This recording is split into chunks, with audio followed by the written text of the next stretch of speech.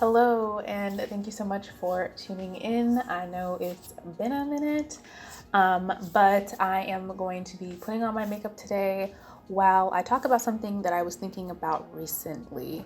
And I have been filming while putting on my makeup the past couple of weeks, not every single time, but just to kind of get back into the habit of filming. I even edited one of those videos just to get back into the habit of that, because that's kind of a thing in and of itself. Don't know like if I'm gonna put any of those up. It was more so just kind of like practice. But today I had a topic I actually wanted to talk about, so hopefully this one does go up while I put on my makeup. And so if I do skip over anything or don't mention exactly what I'm using, I'll have it listed in the description. If I do these going forward, it'll probably be more so most of the time me just talking about the products that I'm putting on my face. But today I did have a topic. It's makeup related, but it's more so makeup news as opposed to, you know, like talking about the products I'm using. So I did already prime my face. I started recording, but I didn't set up my recording device, my audio recording device. So I already primed my face, but the primer that I use is the Bobbi Brown Vitamin Enriched Face Base. So let's go forward from there. So the topic that I wanted to talk about today is Cover FX leaving Ulta, and I guess I should say question mark at the end there, but I think it's pretty confirmed, to be honest, because right now, as of me filming this, if you go to the Cover FX website, all of their products are on sale, 50% off. Not just some products, not just a particular kind of product, all of their products are on sale for 50% off. And this has happened before with brands, and in the past those brands have been dropped by Ulta. I wouldn't be surprised if those prices continue to dwindle as they continue trying to move whatever remaining stock they have. But when I did see this, I did actually place an order for some of my one of my favorite products from Cover FX, a backup of that, and then also a couple of other things as well that I've just been interested in. So, that's, we're going to talk about it more generally, but I guess, also kind of FYI, if there was anything you were interested in from Cover FX, and Ulta still carries it, now might be the time to go ahead and pick that up. So what I just went ahead and did was color correct my face, and now, or color even as I like to say, I'm using a concealer that is super orange, which is what I tend to do whenever I get a concealer or foundation that's too orange. I just convert to using it as a color evener. The one that I have in particular, in case you're wondering, was this one from Zoeva. But yeah, in fact, funnily enough, I bought this from Ulta when they stopped carrying, when they were in the process of getting rid of the rest of their Zoeva stock, because they no longer carry Zoeva either. And that's kind of like, we're gonna get more into that in this video, and just talking about a general trend with Ulta. But now I'm going in with this Cover FX Power Play Concealer. This is the shade G Deep 3. I use this as foundation because it's so good. I love this stuff. I do use it as concealer as well, like a skin tone color concealer. It's like my exact shade, as you can probably tell. But yeah, so basically the reason why I wanted to talk about this is I was not surprised to see this happen, not specifically to Cover FX, but in light of recent news from Ulta as far as the brands that they have been picking up. So recently Ulta announced that they would be carrying 3 major brands. There might have been other brand announcements, but the 3 big ones have been Charlotte Tilbury, Fenty, and Chanel. And I believe Ulta is now carrying all 3 of those. That's a lot. I think those were all announced within just like a month of each other, a little over a month of each other. That's a lot to start carrying in a short amount of time from, pretty major brands. So I have paid attention to Ulta's sort of like stocking habits, I guess, over the past several years in terms of what brands they picked up, what brands they have dropped, And I remember when Ulta first started carrying more brands, because I feel like there was a while where they mostly just carried the same brands, and they didn't really pick up brands like that. And then a few years ago, they got kind of into picking up indie brands in particular, which was really exciting because a lot of these brands were e-commerce only brands. So for the first time, you could purchase these brands in store. I'm talking about brands like Dose of Colors, Sugar Pill, Zoeva, Black Moon Cosmetics was another one. And now all of those brands that I just mentioned are no longer carried by Ulta. So for me personally, I've just not really cared too much about Ulta picking up brands, because when Ulta picks up a brand, that means they're getting ready to drop somebody else, basically, if not multiple brands, or at the very least, even dropping products from brands that they already carry. So I can definitely tell you some examples of that. Ulta, it was kind of a big deal when Ulta started carrying MAC and NARS. And I was excited when they started carrying those brands, because those are both brands that I purchase from and enjoy products from. But there are certain products from both of those brands that I like to purchase, or that I have purchased in the past, that I can no longer get at Ulta, even though I can still get, products from both of those brands. One of those products that I absolutely love, and it's something that I do repurchase on a more consistent basis, is the MAC Prep and Prime highlighter in the shade Peach Luster, which I like to use as a color evener when I'm not using some janky concealer or orange foundation as my color evener. That's the one that I go to. I've been using it for years. I've just never found anything better. And when Ulta first started carrying MAC, they carried that product in particular. They do not carry that product anymore, to my dismay. But fortunately, MAC still does. I'm always nervous that MAC is just gonna discontinue.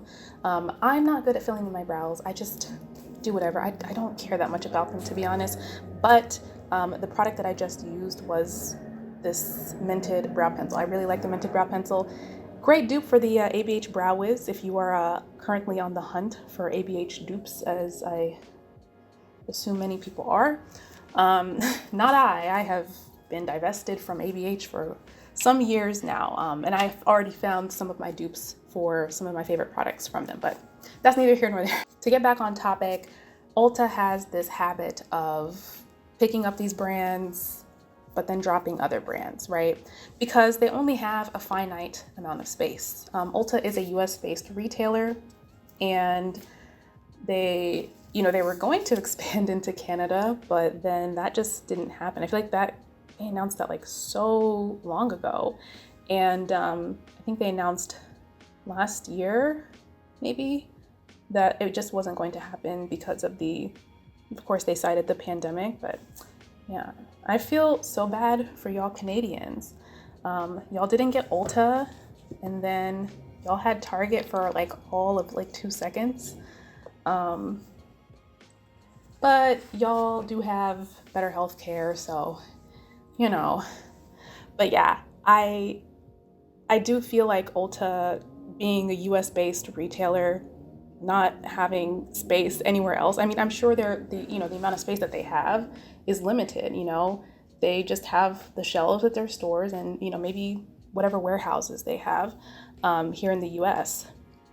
So when they're bringing in all of these brands, they have to make room for those brands' products. And that means getting rid of stuff that they already carry, And, at first I remember them getting rid of brands that they used to carry for years that maybe weren't doing as well. Brands like Japanesque and Laura Geller and Mally Beauty, all brands that they used to carry. I feel like as long as I had been shopping at Ulta, those brands were carried there, but they don't carry those brands anymore. But seeing the indie brands leave has really been, I don't know, just kind of it sucks, because I think that if any brands could really benefit from having a store presence, it's an indie brand.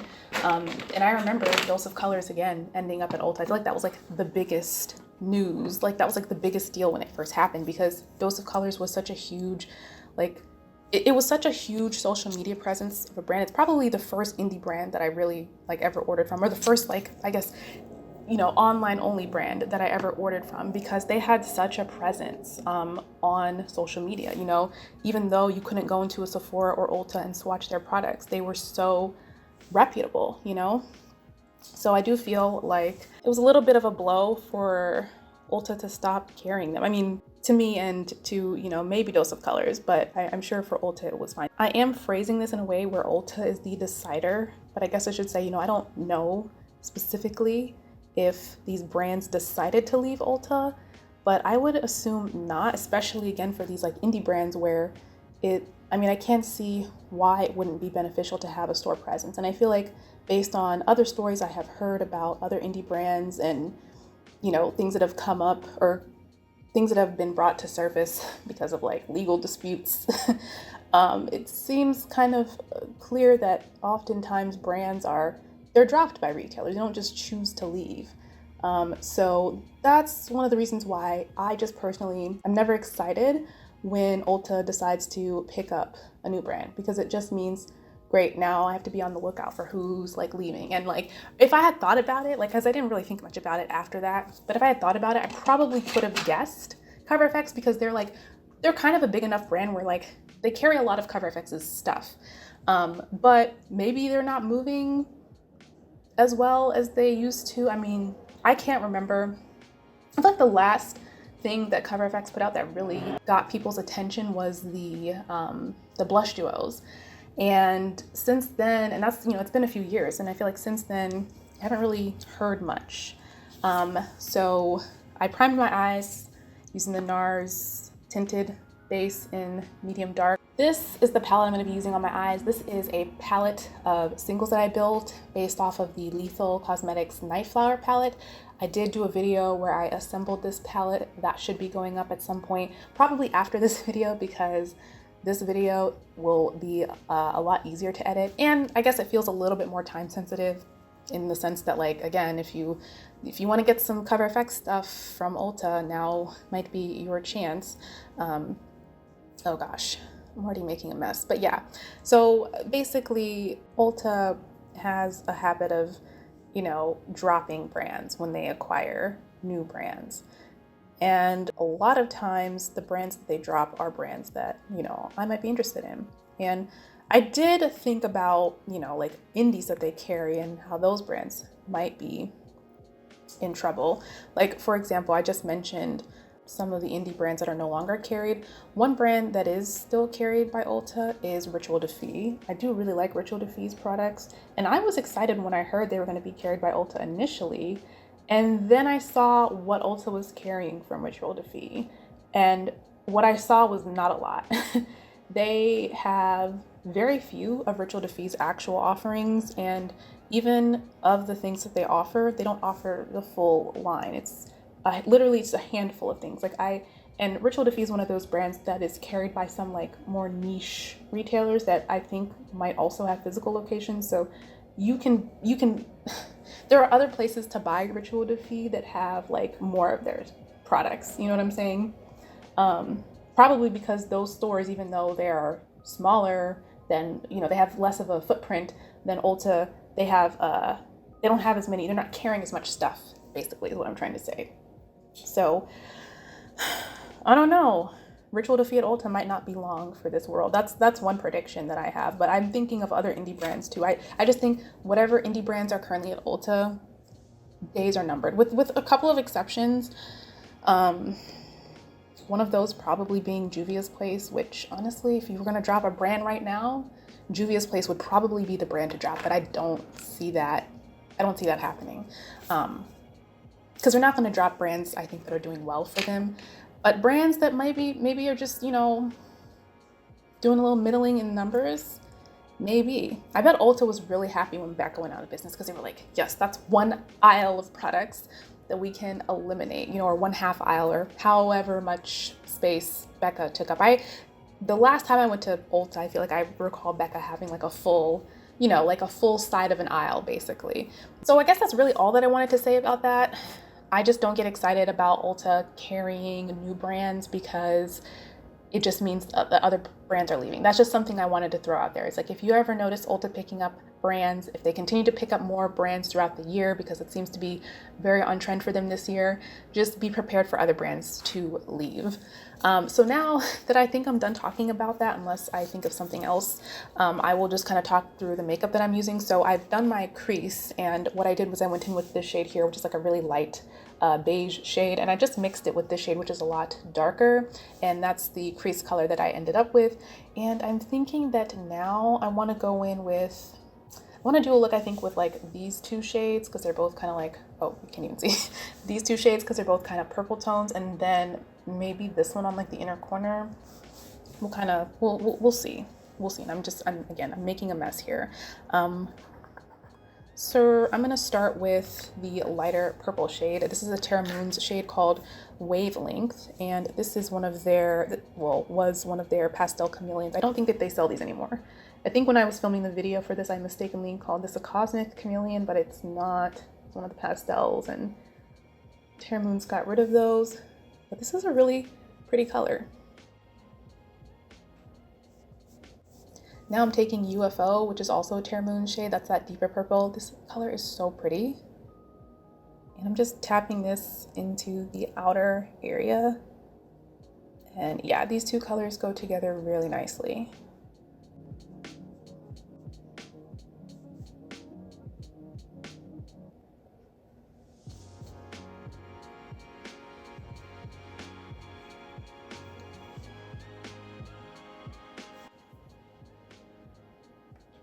Okay, I'm pretty happy with how this is looking so far.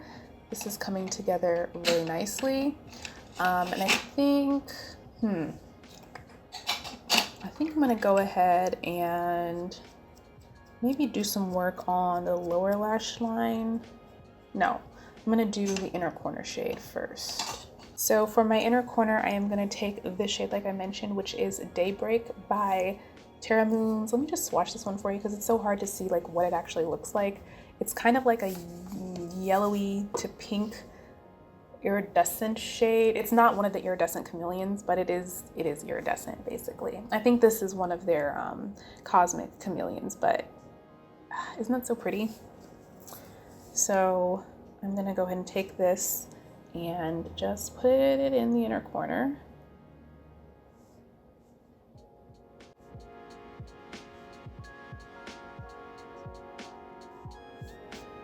So I do like the shade with this look. It's a little bit more like reddish in tone, but the purples that I used are warmer tones for purples. So I think that it goes together nicely. All right, now I'm gonna do the lower lash line, and I'm going to use this shade here, this dark purple. I guess I could have told you these two shades as well. This is Naked Honey from Glaminatrix, and then this is Mauve Velvet from Emme Cosmetics, and those are the two shades I mixed together again for my transition. This here is Damson Plum, and it's by Glam Shop. I have to be careful because it's powdery. That Emme Cosmetics shade was also very powdery, but I am used to that when it comes to certain indie brands in their eyeshadows. It's a very, very deep dark color. And why I chose it, because the color from the Lethal palette also looked like it was really, really deep. And I do feel like you don't see these types of like super, super rich deep purples often. And if you do, they tend to be very like, I guess like desaturated almost. I could have put a different color shimmer down here as well, but I think I'm just gonna keep it a little bit more simplistic today. All right, I think I'm gonna like finish up my under eye area off camera, and then I'll come back to do the rest of the face. I did the thing again. I forgot to start recording audio in the last clip that I did. So in case what I just filmed can't be salvaged, if it just sounds bad, I will go through and just tell you the things that I put on my face. You didn't miss much, don't worry. But basically, I did finish up my under eyes. I used the Cover FX concealer as well, but I used a different shade of it. So I went ahead and swatched them here on the back of my hand. This is G Deep 2. This is the shade that I used under my eyes, and this is G Deep 3. So I really like how these are basically just a shade apart, but they have the exact same undertone. I mean, Cover FX I think really nailed it with the undertones, and that's why I love their complexion products so much. As somebody with a more golden neutral undertone who has run into products that claim to have a golden undertone that do not, I really appreciate Cover FX. I set the under eyes with the Danessa Myricks Evolution Powder in the shade 03, and then I set my face with the Sephora Micro Smooth Baked Powder in the shade 65 Toffee. Then this is the part that I did film, but again, I might not be able to include it. But for contour, I used the Danessa Myricks Balm Contour in the shade Deep 2. And for bronzer, I used the LYS bronzer in the shade Strength, and I love this bronzer. It's very neutral. Well, it's warm, but it's not overly warm. That's what I mean to say. And then for blush, I went ahead and used this Cover FX Monochromatic Blush Duo in the shade Warm Honey. I just picked this up along with the other things that I picked up from Ulta, again, with, you know, Cover FX leaving. This was the one shade I was like on the fence about, but I've heard so many people talk about it. I feel like I've seen enough swatches of it to know that it would at least show up on my skin tone, and I do have it on. It's a very like natural blush color, but I do see it, like it did show up, and I do like this tone. In fact, I feel like I might be more likely to reach for this color versus the other two shades that I have, which are the two darker shades, Spiced Cinnamon and Sweet Mulberry, simply because this is kind of like a more like natural color. And then I did finish my highlight with the other shade that's in the blush duo, this shade right here, which this is supposed to be like a shimmery blush, but I just kind of used it as a highlighter. It went on looking kind of powdery, and that's the point that I would make about the monochromatic blush duos. I mean, there is no better time to get them than now when they're 50% off on Ulta. I think, at least as of me filming, a couple of shades are gone already, so. And I did think that this was gonna be the first thing to go. However, I don't know, I think it's okay. It's an okay formula. The matte side is like, it's good, but even then I'm just like, I still think I prefer my MAC blushes and my NARS blushes, and then the shimmer side is not really all that great. Like even today, this shimmer side, which I thought was the most promising one of the shimmers that I have from this formula, and it is a little bit underwhelming, and it looks a little bit powdery on the face. Like if I'm gonna reach for a powdery highlighter or a powder highlighter, there are other formulas I have that I like better. So I am gonna go ahead and finish up the face with some Fix Plus, and then we can do the lips, and then we shall be done. Do I talk during this part, or is it awkward?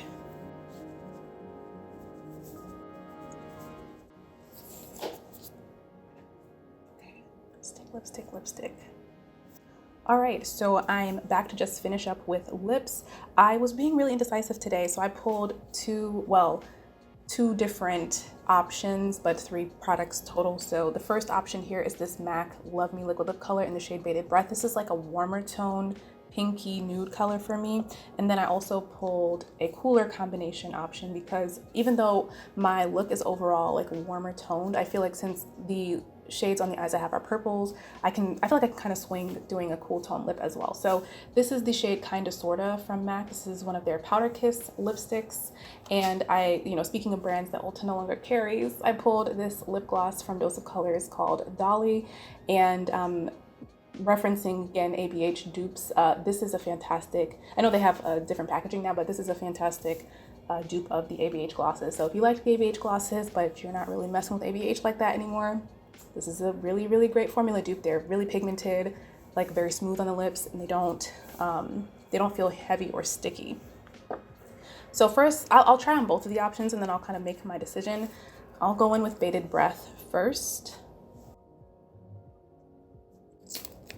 Probably grab a mirror. It's kind of hard to see in the viewfinder. So that's what that color looks like, and I think that it goes with the look, but I definitely want to see what the cooler tone option looks like as well. Also, please excuse the dryness, the absolute dryness of my lips. I had that balm on earlier, but I really, I need to exfoliate my lips. Like, that's just what it is, which is why, even though I brought this shade out and I think the shade looks really nice, I intend to put a gloss on top of it because, yeah, it's just, my lips are not in good condition right now.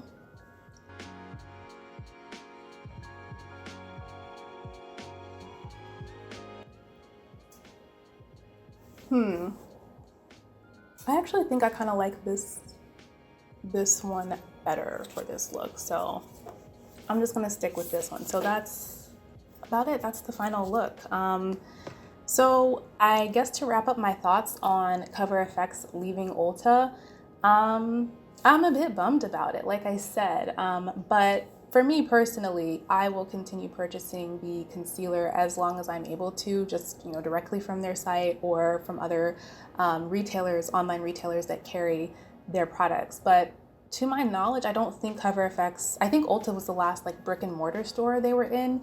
I could be wrong about that, but they left Sephora quite some time ago, and I don't think that they're available at any department stores.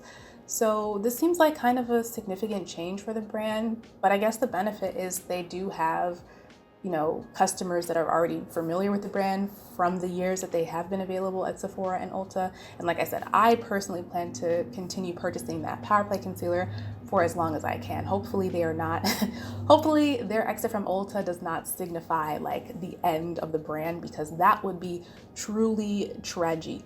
But I'd love to know what your thoughts are, and if you plan on picking up anything while this sale is going on. One thing that I did pick up was the Natural Finish Foundation, along with the Monochromatic Blush Duo. Those are like the two like new products that and I guess I kind of already knew what to expect from the Blush Duo since I already have a couple of them. But this I saw and I was like, I have heard, I vaguely remember hearing about this, and I figured this might be more of what I'm looking for since, like I said, I love the Power Play concealer and I love the Power Play foundation. The Power Play foundation is much more of a matte foundation, so I wanted to see if this was closer in finish to the Power Play concealer. I've only used this once, so I do want to keep using it.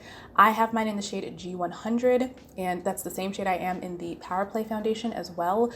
Both shades are a little, like just a hair, like rich for me. So I think that they are going to be perfect for me in the summertime.